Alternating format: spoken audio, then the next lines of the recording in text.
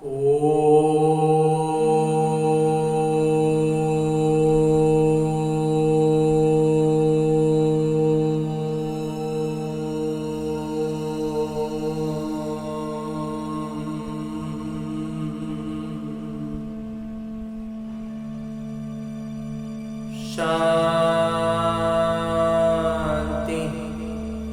ओम शांति बाबा। ओम शांति। ओम शांति बाबा। आज 11 सितंबर 2023 की मुरली है।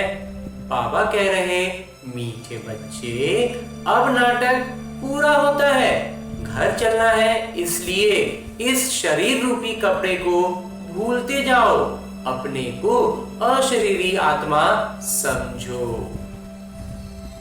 और आगे मेरे बाबा प्रश्न पूछ रहे हैं, कौन सा वंडरफुल खेल संगम पर ही चलता है, दूसरों युगों में नहीं? उत्तर बतलाते हैं मेरे बाबा, फारकती दिलाने का। राम रावण से फारकती दिलाते हैं और रावण फिर राम से फारकती दिला देता है। ये बड़ा वंडरफुल खेल है, एकदम रोमांचक खेल हो जाता है। रावण से अलग करते हैं, रावण खींच के राम से अलग कर देता है। तो ये जो खींचातानी चलता है ना, ये बड़ा जबरदस्त गेम है। तो बाबा को भूलने से माया का गोला लग जाता है, इसलिए बाबा शिक्षा देते हैं, बच्चे अपने स्वधर्म में टिको, देह सहित देह के सब धर्मों को भूलते जाओ, याद करने का खूब पुरुषार्थ करते रहो। सिर्फ जब भी कैसी भी स्थिति में हो, अपने को बाबा से जोड़ने का पुरुषार्थ करना है। हर छोटी छोटी बातों में, हर छोटे छोटे कर्मों में बाबा को साथ रख के काम करने का अभ्यास बढ़ाना है। तो धीरे धीरे ये अभ्यास बढ़ता जाएगा और हम बाबा के नजदीक होते जाएंगे। तो बाबा कहते हैं, देही अभिमानी बनो, यानी आत्म अभिमानी बनो, हमेशा आत्मिक स्थिति में रहने का पुरुषार्थ करना है। गीत है जो पिया के साथ है। ओम शांति।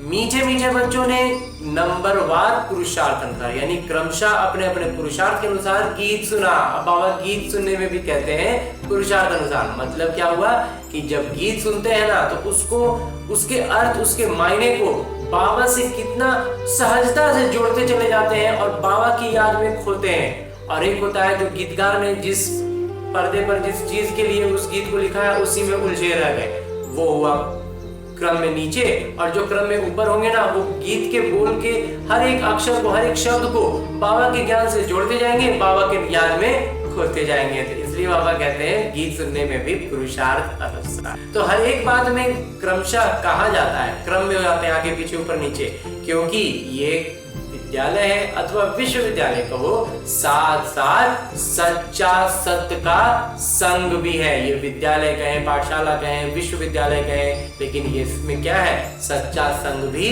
साथ है। सत्य कहा जाता है एक को, और एक ही बार आते हैं। एक तो एक को ही सत्य कहते हैं और वो एक ही बार आते हैं। अब इस समय तुम सच सच कहते हो कि हम सत्य के संग में हैं। तुम ब्राह्मणी उस सत्य कहने वाले ज्ञान सागर के सम्मुख बैठे हो। हाँ जी बाबा। गाया भी जाता है, जो पिया के साथ है उनके लिए ज्ञान की बरसात है। पिया पिता को कहा जाता है। तुम बच्चों के सम्मुख पिया की ज्ञान बरसात है।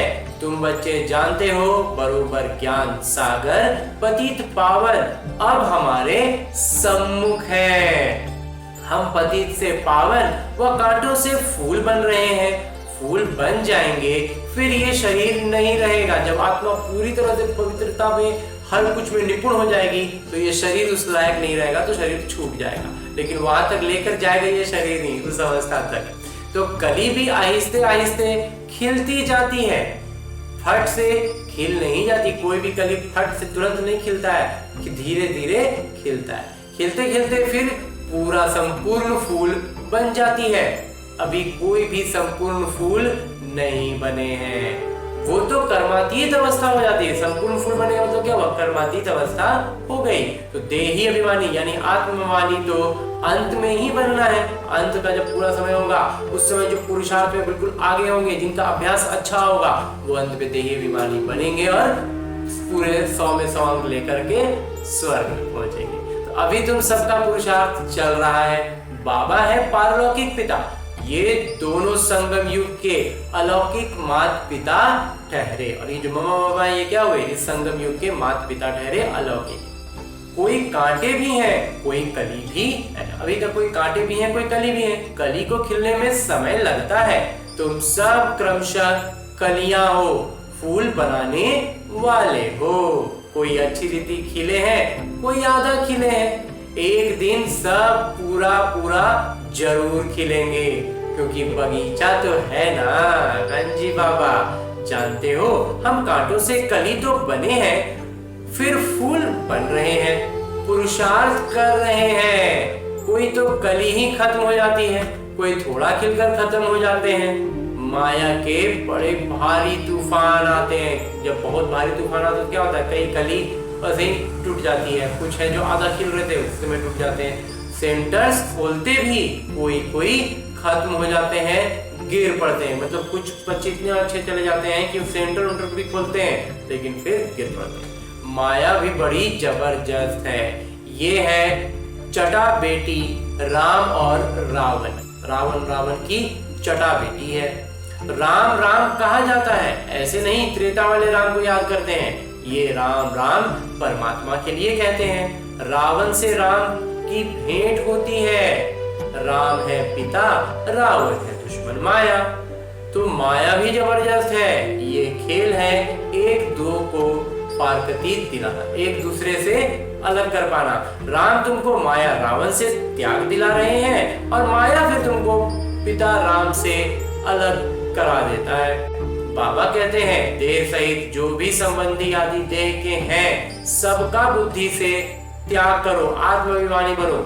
मैं फलाना हूँ, फलाने धर्म का हूँ, ये भूल अपने स्वधर्म में टिको। इन बातों में जहाँ उलझेंगे ना कि मैं फलाना आदमी हूँ, मैं फलाना धर्म का हूँ, मैं फलाने स्थान का हूँ, मैं फलाने पद का हूँ, तब तो रावण अच्छे से पकड़ेगा और खींच के लेके जाएगा। बाबा कह रहे हैं इन सब को छोड़ दो, अपने स्वधर्म में टिको कि मैं शांत स्वरूप आत्मा। इसमें टिकेंगे तब राम के करीब पहुंचेंगे। जहाँ रावण की बातों में उलझेंगे फिर छोड़ेगा नहीं वो।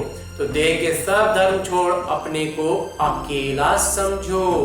इस दुनिया की हर एक चीज से त्याग दिलाते हैं। अशरीरी बन जाओ। सबका संबंध इस शरीर तक ही है और इस शरीर से ही जब अपने आप को अलग समझने लगेंगे तो फिर आसानी होगी छोड़ने में। तो मेरा बनकर और मेरे को याद करो। सिर्फ बाबा का बनना है और बाबा को याद करना है।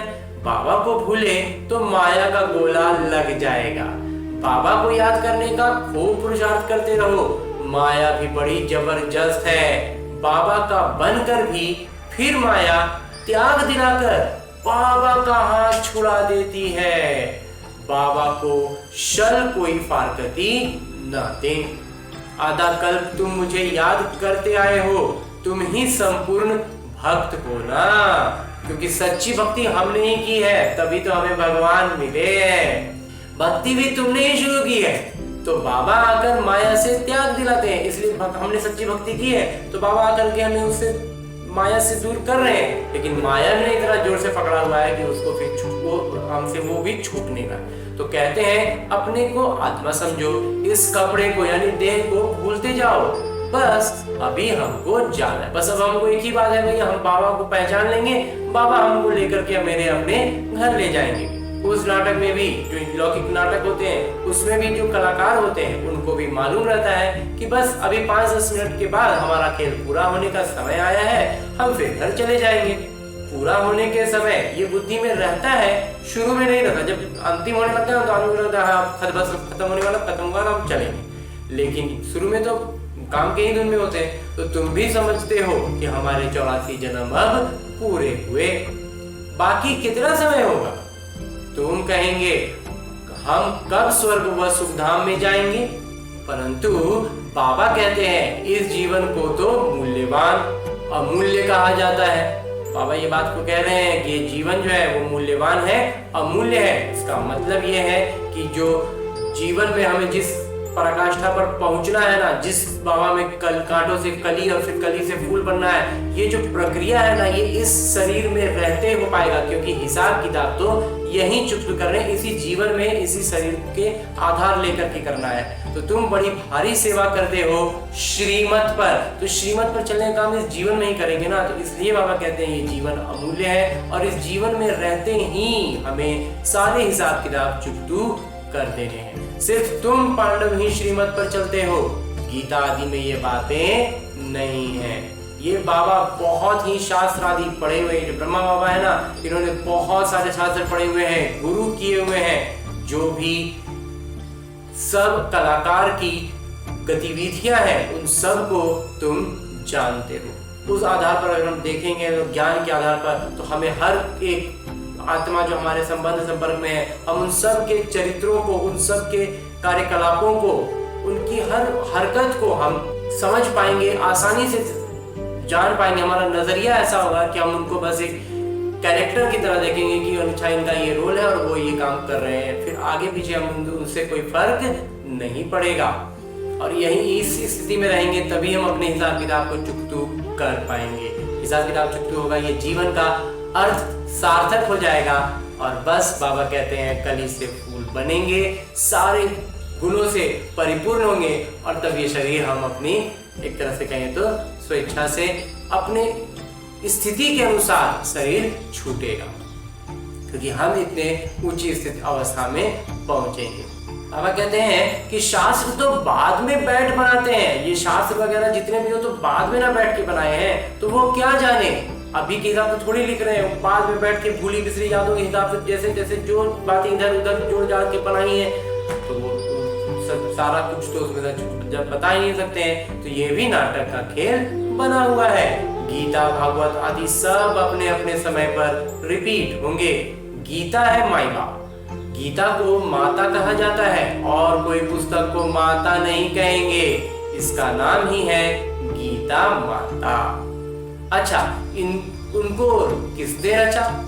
पहले पुरुष स्त्री को अडॉप्ट करते हैं ना। पहले कोई भी परिवार की शुरुआत में क्या होता है, पहले जो पुरुष होता है वो पहले एक स्त्री को अपनाता है। पुरुष शादी करते हैं तो मुख से कहते हैं कि ये मेरी स्त्री, उसको जो अपनाते हैं तो उसमें क्या करते हैं, लौकिक रीति से भी देखें तो बस सब कुछ तो बाहरी स्तर पर ही होता है ना। मौखिक तौर पर कहते हैं कि अब ये मेरी स्त्री, उसको अपनाते हैं, सामाजिक तौर पर उसको अपनाते हैं, तो वो रचता हुए ना, उन्होंने उसको अपनाया, अब वो तो उसके रचता हो गए। फिर उनसे बच्चे होते हैं तो वो भी कहेंगे कि ये हमारे हैं, तो बच्चे भी कहेंगे कि हमारे पिता हैं। तुम भी बाबा को की मुख बन जाओ। बाबा कहते हैं वैसे ही हम भी क्या हैं, परमपिता परमात्मा के मुख वंशावली हैं। कहते हो बाबा हम आपके हैं, इतना समय हम माया की मत पर चलते आए, अभी आपकी मत पर चलेंगे। माया कोई मुख से मत नहीं देती है। माया की बाबा बहुत बड़ी पहचान बतला रहे हैं कि माया कभी मुख से कोई मत नहीं देती है। ऐसा परिस्थिति में ले आता है। यहाँ तो बाबा मुख से लेकिन हम बाबा क्या करते हैं, मुख से बैठ के बिल्कुल सरल सहज रीति से हमें बैठ के समझाते हैं। माया ये काम नहीं करता है, बैठ के हमें नहीं बताता है, वो परिस्थितियां ऐसा लाएगा, ऐसा चीजें उसके पास है ना, वो माया भी है ना, वो अजीब सी माया करता है और हम उसमें उलझ जाते हैं। तो हमें उसे पहचानना है। तो बाबा ने उसकी एक खासियत ऐसी बताई जिससे हम उसे पहचान पाए। तुम सब भारतवासी हो, जानते हो कि भारत ही सिर्फ ताज था, अभी दोनों ताज नहीं है, न होली न अनहोली। गाया जाता है हर होलीनेस हिज होलीनेस। स्त्री पुरुष दोनों को कहते हैं, सन्यासियों को हिज होलीनेस कहते हैं, परंतु प्रवृत्ति मार्ग है नहीं। प्रवृत्ति मार्ग मतलब पवित्र, प्रवृत्ति मार्ग में अपवित्रता तो है ही नहीं। तो प्रवृत्ति मार्ग में तो स्त्री पुरुष दोनों पवित्र रहते हैं। सो तो सतयुग में दोनों पवित्र होते ही हैं, तो वो सतयुग में होगा ना कि दोनों पवित्र होंगे, जिसको संपूर्ण पवित्र कहा जाता है। आत्मा और शरीर दोनों पवित्र रहते हैं। यहाँ पदी दुनिया में दोनों पवित्र हो न सके। तो अभी तुम बाबा के सम्मुख सुन रहे हो, जिसको ज्ञान बरसात कहा जाता है। बाबा ज्ञान की बरसात कर रहे हैं, हमें सारा ज्ञान दे रहे हैं। और वो जो रावण की दुनिया में रहेंगे तो वो क्या कर रहा था, विष की बरसात। ये है ज्ञान अमृत की बरसात। गाते हैं ना, अमृत छोड़ विष काहे को खाए, तुमको अब ज्ञान अमृत मिल रहा है। भक्ति मार्ग में तो ऐसे ही सिर्फ गाते रहते हैं, सिर्फ मुख से गा रहे हैं, उसका अर्थ कुछ भी समझते नहीं है। अभी तुमको वास्तविकता में ज्ञान अमृत मिलता है, इससे ही अमृतसर नाम पड़ा है। बाकी तालाब तो ऐसे बहुत है, मानसरोवर भी है ना, तो मानसरोवर मनुष्यों का सरोवर तो वो है नहीं, ये है ज्ञान अमृत का सरोवर। इनको ज्ञान मान सरोवर भी कहा जाता है। तो ज्ञान के मान सरोवर है, तो ज्ञान सागर भी है। कोई नदियां हैं, कोई नहरें हैं और कोई टुबके हैं। कोई विशाल नदी है, प्राकृतिक नदी है, कोई कृत्रिम रूप से बनाए गए नहर है और कोई टुबके हैं। कहने का मतलब कि सब क्रमशः पुरुषार्थ अनुसार है। क्रमशः है ना, बाबा कहते हैं सब क्रमशः है। बच्चे समझ गए हैं, कल पहले भी बाबा ने समझाया था, फिर अब समझा रहे हैं। तुम निश्चय करते हो कि हम बाबा से राजयोग सीख रहे हैं, जिससे कल पहले भी हम स्वर्ग के मालिक बने थे। प्रजा भी कहेगी हम मालिक हैं। भारतवासी कहते हैं ना, हमारा भारत सबसे ऊंचा था, अभी हमारा भारत सबसे नीचे है। भारत हमारा बहुत श्रेष्ठाचारी था, अब हमारा भारत बहुत भ्रष्टाचारी हो गया है। और कोई खंड के लिए ऐसा नहीं कहेंगे, सभी धर्म वाले भी जानते हैं कि भारत प्राचीन था, तब हम लोग नहीं थे। जब भारत प्राचीन था, स्वर्ग था, तो हम लोग थोड़ी थे। सतयुग में जरूर सिर्फ भारतवासी ही होंगे। गाते भी हैं, क्राइस्ट से 3000 वर्ष पहले भारत ही था और कोई धर्म नहीं था। नई दुनिया में नया भारत था, अभी पुराना भारत है। भारत स्वर्ग था, परंतु किसी की बुद्धि में पूरा बैठता ही नहीं है। ये तो बहुत सहज समझने की बातें हैं। बुद्धि में स्पष्टता आएगी तो बातें बिल्कुल सहज तौर पर समझ में आएंगी। बाबा तुमको समझा रहे हैं, तुम वास्तविकता में कर्तव्य कर रहे हो, क्रमशः पुरुषार्थ अनुसार। सच्चा सच्चा व्यास बनना है, सच्ची गीता सुनानी है।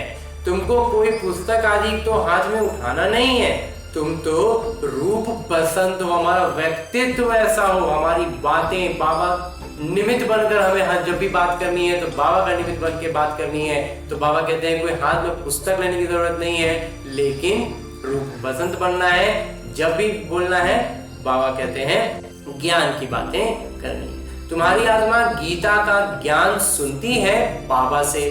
तुम्हारी बुद्धि में एक ही बाबा है और कोई गुरु गोसाई साधु संत आदि तुम्हारी बुद्धि में नहीं है बाबा। तुम कहेंगे हम ज्ञान सागर परमपिता परमात्मा से सुनते हैं, जिसको ही सत्य श्री अकाल कहा जाता है। अक्षर कितना मीठा है, अकाली लोग बड़े जोर से कहते हैं सत्य श्री अकाल। यहाँ तुम बच्चे ज्ञान नृत्य करते हो, इसलिए कहा जाता है सच तो बीठो नच, यानी सच्चे हो तो खुशी में नाचते रहो। फिर तुम वहां जाकर रास विलास करेंगे। मीरा भी ध्यान में रास आदि करती थी, परंतु उन्होंने भक्ति की, तुम कोई भक्ति नहीं करते हो। दिव्य दृष्टि दाता बाबा स्वयं तुमको पढ़ा रहे हैं, बहुत सच्चे साक्षात्कार करते रहते हैं, तो मनुष्य समझते हैं ये तो जादू है। बच्चे पढ़ाई में घूमते फिरते हैं ना, तुम्हारे लिए भी ये खेल पाल है, ये कोई पढ़ाई नहीं है और इसके अंक भी नहीं है। खेलने कूदने के कोई अंक नहीं होते हैं। यहाँ भी जो इस खेल पाल में रहते हैं उनको ज्ञान के अंक नहीं मिल सकते।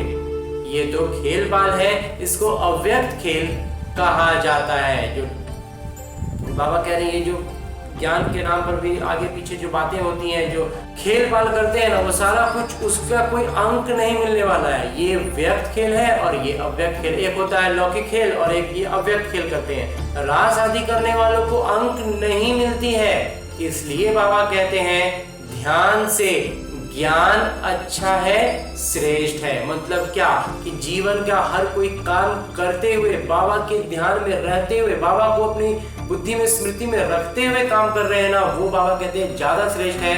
बल्कि साक्षात्कार की बातें करना और इस तरह के ध्यान की बातें और खेल पाल, बाबा वो सबको खेल पाल कहते हैं। बाबा कहते हैं उससे कोई अंक नहीं मिलने वाले हैं। ध्यान तो सिर्फ परम उद्देश्य के साक्षात्कार का है। ये है ही राजयोग। परम उद्देश्य बुद्धि में है, वो बुद्धि में निरंतर है परम उद्देश्य। वो तो इन आंखों से देखते हैं कि हम फलाना बनेंगे। यहाँ तो तुम्हारी ये बुद्धि है कि भविष्य का परम उद्देश्य मेरा क्या है। हमको मेरा परम उद्देश्य स्पष्ट दिख रहा है, तो हमको फिर उसका साक्षात्कार करने की क्या जरूरत है। उन बातों में क्यों उलझे। राजकुमार राजकुमारी तो बनना है, फिर तुम महाराजा महारानी बनते हो।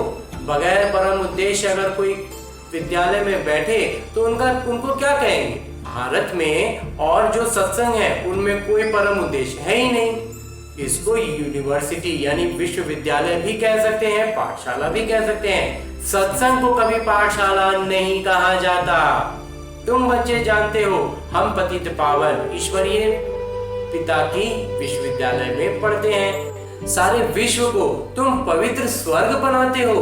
अपने लिए ही इस सृष्टि को स्वर्ग बनाते हो। अपने ही लिए तो पूरा सृष्टि को स्वर्ग बना रहे हैं। जो बनाएंगे वही फिर राज्य करेंगे। ऐसा तो नहीं कि सब के सब स्वर्ग के मालिक बनेंगे। जो पूरे नर्कवासी हैं, जिन्होंने द्वापर से भक्ति की है, वही स्वर्गवासी होंगे। बाकी सब मनुष्य सरसों मिसल पिसकर खत्म होंगे। आत्माएं वापस बाबा के पास जाएंगी। कितना बड़ा विनाश है। अभी तो बहुत प्रजा है, कितने बैठ गिनेंगे। सटीक गिनती कर न सके, सटीक गिनती एकदम एक्यूरेट कोई गिनती नहीं कर सकते हैं। दुनिया में कितने मनुष्य हैं, ये सब खत्म हो जाएंगे। बच्चों को बरगद पेड़ का भी मिसाल बताया गया है। कलकत्ते में बहुत बड़ा एक बरगद का पेड़ है, उसमें जो मूल आधार जो तना था ना, वो है ही नहीं। बाकी पूरा वृक्ष खड़ा है, कितने बड़े क्षेत्र में वो वृक्ष फैल गया है। अभी देवी देवता धर्म भी है, परंतु उनका नाम प्रायः लोक। देवी देवता धर्म का क्या है, मूल तना है ही नहीं। ऐसे नहीं कहेंगे कि आधार है ही नहीं, सड़ा हुआ भी है, कुछ ना कुछ निशान तो रहेगा ना। प्रायः लोक का अर्थ है बाकी बहुत थोड़ा रहा। चित्र है तो बाकी में क्या बचा हुआ है, सिर्फ चित्र बचा हुआ है। तो भारत में लक्ष्मी नारायण राज्य करते थे, ये तो बड़ा सहज है। परंतु माया रावण बुद्धि को ताला लगा देती है। परम पिता परमात्मा है बुद्धिवानों की बुद्धि। बाबा बहुत गहरी बात बतला रहे हैं कि परम पिता परमात्मा जो है वो क्या है, बुद्धिवानों की बुद्धि है। तो मनुष्यों में बुद्धि है, परंतु ताला लगा हुआ है। पत्थर बुद्धि हो, ताला लग गया तो वो बुद्धि हमारे नित्य जीवन में हमारे साथ नहीं है, तो वो पत्थर हो गए। तो अब बाबा फिर से हमको पारस बुद्धि बनाते हैं, आत्मिक स्मृति में हमें ला रहे हैं। बुद्धि आत्मा में रहती है ना। कहा जाता है ना, तुम तो पत्थर बुद्धि भैंस बुद्धि हो। यहाँ भी ऐसे हैं, कुछ भी समझाओ तो समझते नहीं, श्रीमत पर चलते नहीं। श्रीमत पर तो सदैव कहेंगी बच्चे अंधों की लाठी बनो।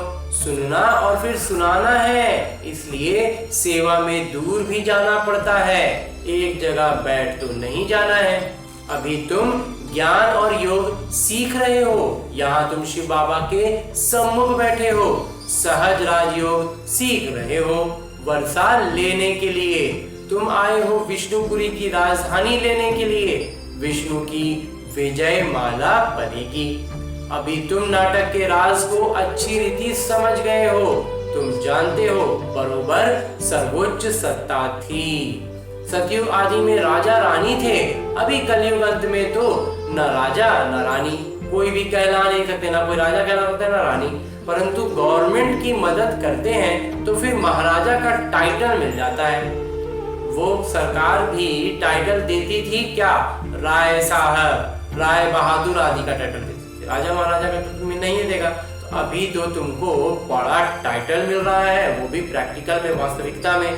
तुम हर होलीनेस हिज होलीनेस महाराजा महारानी बनेंगे। तुम पर दोहरा ताज है, पहले होता है होली राज्य, फिर अनहोली राज्य, अभी फिर अनहोली नो राज्य, और अभी क्या हो गया है, न पवित्रता है और न राज्य है। प्रजा का प्रजा पर राज्य है। नाटक को समझना है, पूरी नाटक को जब पूरी बुद्धि में स्पष्टता से समझ जाएंगे तो सारा खेल एकदम स्पष्ट दिखेगा। अच्छा, मीठे मीठे सिकिल दे बच्चों के प्रति माता पिता बाबा का याद प्यार और आशीर्वाद। रूहानी बाबा की रूहानी बच्चों को नमस्ते। हम रूहानी बच्चों की ओर से रूहानी बाबा को, माता पिता को याद प्यार और प्रणाम। धन्यवाद बाबा, धन्यवाद। मुरली के लिए भी धन्यवाद, और इस अनूठे अलौकिक ब्राह्मण जीवन के लिए भी बहुत बहुत बहुत धन्यवाद बाबा, बहुत धन्यवाद। धारणा है कि रोज ज्ञान अमृत के मान सरोवर में स्नान कर आत्मा और शरीर दोनों को पवित्र बनाना है, पावन बनाना है। माया की मत छोड़ बाबा की मत पर चलना है। ये अमूल्य संगम का समय है। इस समय श्रीमत पर चल सेवा करनी है। सच्चा अभ्यास बन, सच्ची गीता सुननी और सुनानी है। हमें बाबा कहते हैं सच्चा अभ्यास बनना है, सच्ची गीता सुनानी है। रूप बसंत बनना है, पुस्तक हाथ में लेके नहीं चलना है, रूप बसंत बनना है। हमारा व्यक्तित्व ऐसा हो, हमारे बोल ऐसे हो जो हमेशा बाबा की झलक झलके। और आगे मेरे बाबा वरदान दे रहे हैं। वरदान देते हुए मेरे बाबा कहते हैं, अनेक प्रकार की आग से बचने और स्वर्ग को बचाने वाले सच्चे रहमदिल भव। आज का मानव अनेक प्रकार की आग में जल रहा है। अनेक प्रकार के दुख, चिंताएं, समस्याएं, भिन्न भिन्न प्रकार की ये चोट जो आत्माओं को लगती हैं, ये अग्नि जीते हुए जलने का अनुभव कराती है। जीते जी जलना जिसको कहते हैं ना, उस तरह का अनुभव होता है हमारे आज के जीवन के जो दुख होते हैं। लेकिन आप ऐसे जीवन से निकल करके श्रेष्ठ जीवन में आ गए। आप शीतल सागर के कंठे पर बैठे हो। हाँ जी बाबा, तो अतीन्द्रिय सुख शांति की प्राप्ति में समाये हुए हो। तो रहमदिल बन अन्य आत्माओं को भी अनेक प्रकार की आग से बचाओ। आपको तो बाबा ने शीतल सागर के कंठे पर बिठा दिया, अब आप अतीन्द्रिय सुख और शांति में समा गए हैं। तो बाबा कहते हैं अब रहमदिल बनिए, सच्चा रहमदिल बनना है। अन्य आत्माओं को भी उस आग से बचाना है, उस आग में ज्ञान अमृत की डालने हैं ताकि उनकी जलन थोड़ी कम हो सके, वो भी आग से बच सके। गली गली में ज्ञान स्थान बनाकर सबको ठिकाना दो। और अंत में स्लोगन है, मुरली का उपदेश है कि जिनकी एक बाबा से सच्ची प्रीत है उन्हें अशरीरी बनना सहज है। जिनको बाबा से प्रीत है ना, वो अशरीरी आसानी से बन पाएंगे। और आज की मुरली के बाद मेरे बाबा अव्यक्त इशारे दे रहे हैं कि हर घड़ी विश्व कल्याण प्रति समर्पित करो। हर अपने जीवन का हर क्षण विश्व कल्याण के प्रति समर्पित रहे। जब हर संकल्प, हर क्षण सेवा में व्यस्त रहेंगे, फुर्सत नहीं होगी तो माया को भी आपके पास आने की फुर्सत नहीं होगी। फिर माया भी आने नहीं पाएगा। समस्याएं समाधान के रूप में परिवर्तित हो जाएंगी। समाधान स्वरूप श्रेष्ठ आत्माओं के पास समस्या आने की हिम्मत भी नहीं रखती है। जब निरंतर बाबा की सेवा में, बाबा की याद में खोए रहेंगे तो बाबा कहते हैं माया को भी फिर जगह ही नहीं मिलेगा ना घुसने का। हम समाधान स्वरूप होंगे। समाधान स्वरूप के सामने जो बाधा विघ्न होता है ना, उसको आने की हिम्मत भी नहीं होती है। अच्छा, ओम शांति बाबा, ओम शांति। ओम